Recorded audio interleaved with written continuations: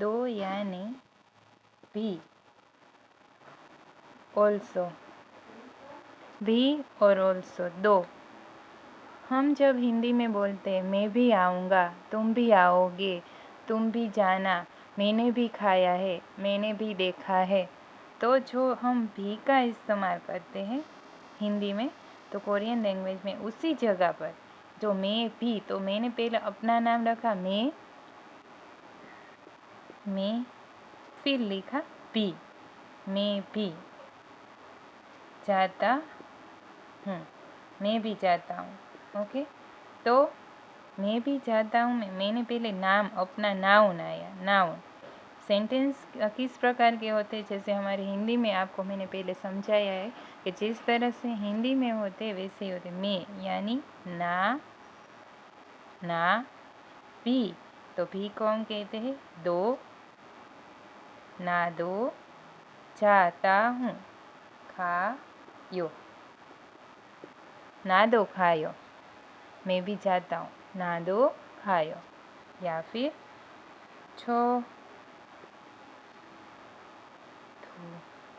저도 갑니다। Okay, informal and formal, मैं भी जाता हूँ।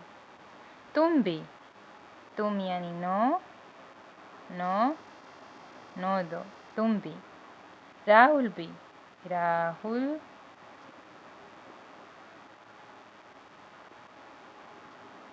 दो, राहुल दो, यानी कि नाम के बाद तुरंत दो को हम जैसे नाम के बाद तुरंत भी को लगा देते हैं, उसी तरह नाम के बाद तुरंत दो को लगाना है। ओके, सेंटेंस का स्ट्रक्चर हिंदी की तरह ही है।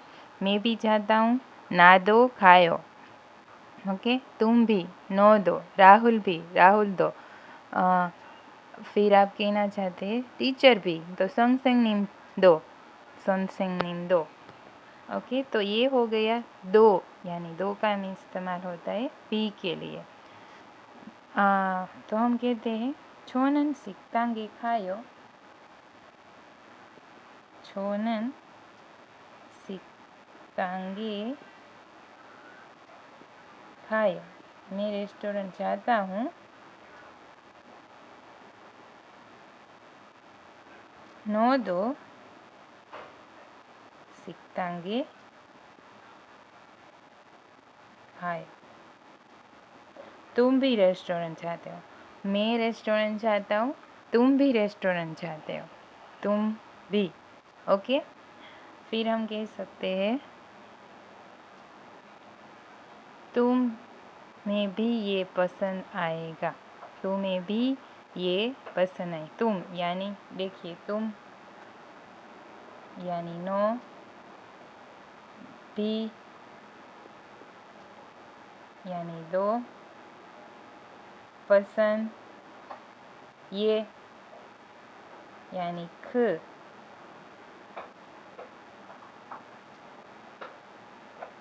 तुम्हें भी ये ख 좋아합니다, 좋아요 या फिर 좋아요।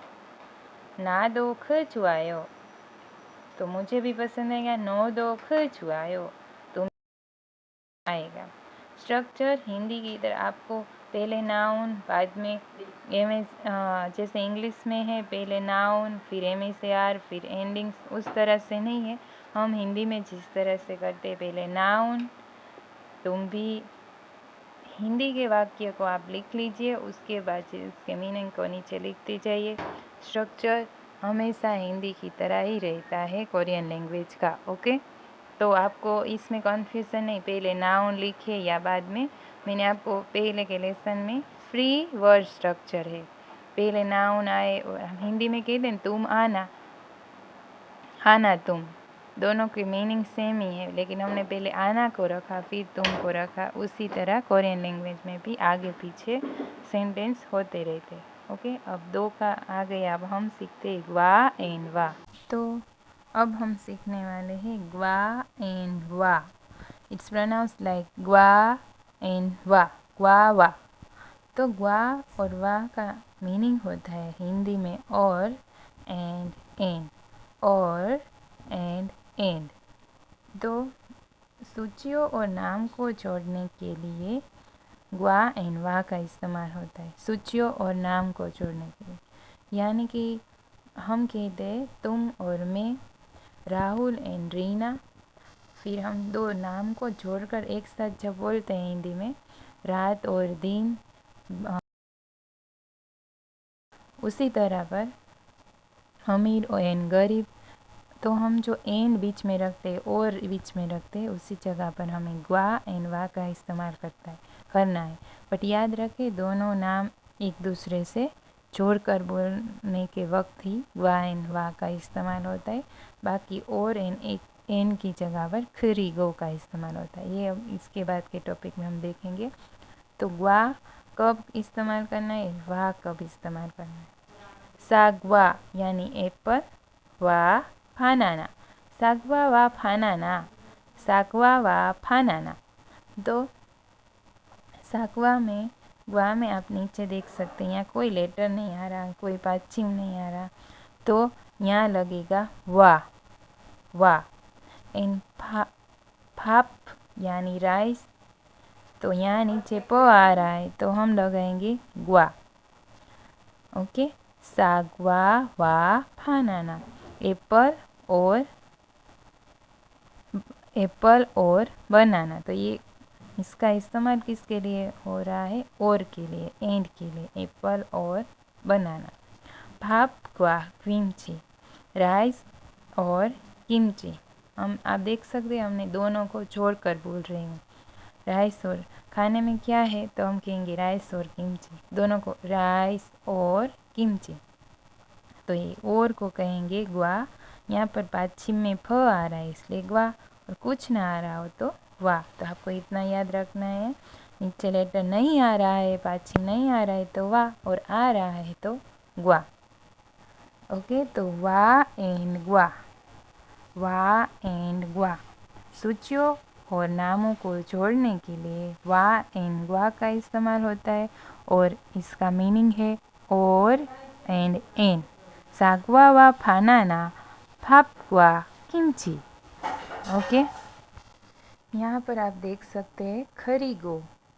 खरीगो का मीनिंग होता है एंड और। तो मैंने आपको अभी कहा कि सूची और नाम के लिए हम वा एंड ग्वा का इस्तेमाल करते हैं। तो खरीगो का इस्तेमाल कब होता है, जब दोनों वाक्य एक दूसरे से अलग हो, तब और की जगह पर खरीगो का इस्तेमाल होता है। इस प्रोनाउंस लाइक खरीगो, खरीगो, खरीगो ने गो नहीं गो, खरीगो।